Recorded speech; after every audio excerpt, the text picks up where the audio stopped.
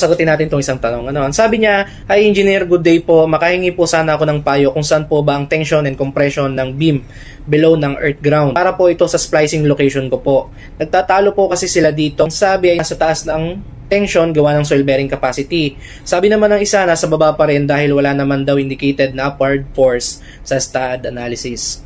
Thank you." Ang pinaka-concern niya dito is yung location ng splicing niya. Siyempre, para malaman mo yung location ng splicing mo, dapat alam mo kung saan yung location ng tension at saka compression side ng beam. Ngayon, dalawa yung pinagtatalunan nila. Ibig sabihin, yung unang concern doon is, gaya nito, no? Consider daw na nasa top bar, yung tension reinforcement kasi daw, gawa ng soil pressure sa ilalim ng biga. Possible din na hindi na-consider yun sa analysis at na-consider lang yung load galing sa ibabaw. Kaya magiging tension part mo sa ilalim.